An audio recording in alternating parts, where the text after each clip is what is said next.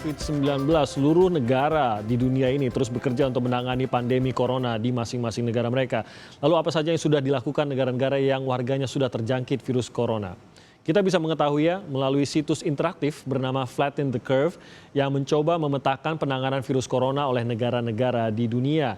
Situs flattenthecurve.global ini berisi informasi perkembangan jumlah pasien positif corona serta langkah-langkah pencegahan, pengujian, dan informasi penanganan virus corona di seluruh dunia yang diperbarui setiap hari.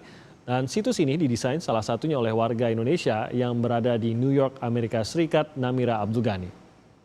Dan saat ini kita sudah tersambung langsung dengan Namira Abdul Ghani, warga negara Indonesia yang ikut mendesain situs interaktif Flatten the Curve melalui sambungan Skype langsung dari New York, Amerika Serikat. Selamat pagi Namira atau selamat malam waktu New York. Hai, selamat pagi Timothy. Selamat pagi Indonesia. Jadi Namira sudah berapa minggu benar-benar di rumah tidak bisa keluar dan mengisolasi diri? Kita udah di rumah sekitar mungkin udah mau masuk 3 minggu ya. Oke. Kita di karantina.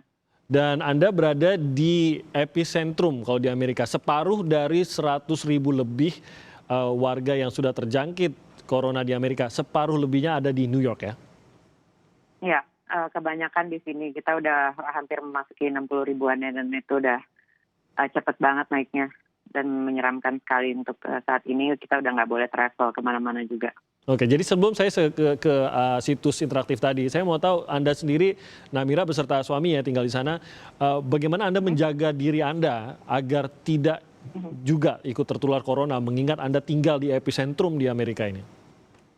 Ya, untuk kita sih mengikuti aturan aja ya, kita stay di rumah, dan untuk beli makanan pun kita menggunakan delivery service yang dimana sama orang delivery-nya aja kita nggak berinteraksi, jadi kita suruh mereka drop belanjaannya di luar dan kita ambil nanti dan terus kita lap semua. Buah-buahan kita cuci pakai sabun, dan untuk beberapa makanan yang bisa dipindahkan ke Tupperware kita pindahin ke Tupperware dan langsung buang tempat-tempatnya. Jadi interaksi sangat minimum sekali dengan orang lain di luar suami ya di rumah. Oke, saya mau ke situs interaktif Flatten the Curve ini menarik bagaimana ini muncul. Tapi kalau saya buka situsnya itu tampaknya memang lebih fokus kepada ada informasi kalau Anda butuh bantuan di negara tersebut, bagaimana, apa yang harus Anda lakukan kalau Anda berada di negara tersebut. Jadi ini memang lebih fokus kepada orang awam yang ingin mengetahui situasi di sebuah negara dan apa yang harus dilakukan. Benar begitu ya, Namira? Apa kelebihannya? Iya, jadi sebelum saya menjelaskan tentang website-nya sendiri, saya akan cerita sedikit background-nya. Flatten the Curve itu artinya dalam bahasa Indonesia kan meluruskan garis yang melengkung. Yeah. Garis melengkung di sini yang dimaksud itu adalah garis melengkung yang merepresentasikan jumlah orang yang tertular coronavirus dalam graf jumlah kasus over time. Dan lengkungan itu yang ada di sini kan. Kenapa kita harus meluruskan lengkungan ini? Karena tanpa upaya pencegahan lengkungan ini bisa menggunung sekali dan bisa tinggi sekali, di mana yang artinya itu terlalu banyak orang yang terkena coronavirus dalam waktu bersamaan.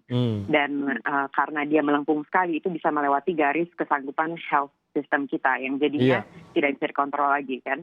Akibatnya rumah sakit penuh, jadinya bisa banyak korban yang nggak bisa dirawat lagi dan itu berbahaya sekali. Makanya kita pengen banget raise awareness untuk semua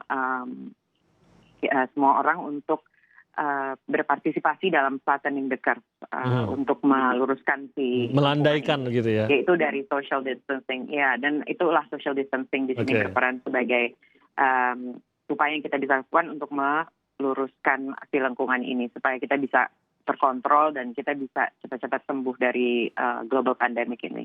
Dan pemerintah kan juga pemerintah dari setiap negara tuh udah banyak mengeluarkan undangan-undangan baru kan untuk mengatasi global pandemic ini.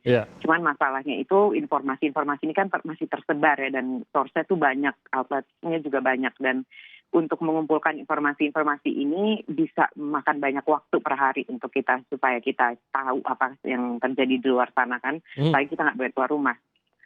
Belum lagi peraturan-peraturan ini tuh sering berganti hampir setiap hari mengikuti intensity coronavirus di negara masing-masing juga. Jadi kayak situasi saya di New York, keluarga saya di Jakarta, saya double effortnya. Saya harus mencari tahu informasi di sini juga di Indonesia. Dan itu jadinya itu bisa melelahkan. Kadang-kadang juga kalau research sendiri itu kan bikin Iya, sumbernya banyak sekali gitu bikin ya. panik, terlalu overwhelmed, jadinya panik dan melelahkan. Nah, Jadi ini dirangkum di Flatten the Curve. kita rangkum dan akhirnya kan kalau kita lelah juga otak kita tuh nggak dalam kondisi yang reseptif gitu, jadinya tuh nggak efisien untuk baca berita. Jadinya Flatten the Curve ini company saya, kami Safety Wing pengen mencari solusinya untuk kita pengen mengumpulkan semua berita-berita ini yang ada di luar negeri di dalam satu website ini. Biar lebih mudah dicerna juga begitu ya. Anda sendiri keterlibatannya seperti apa Namira dalam situs interaktif ini?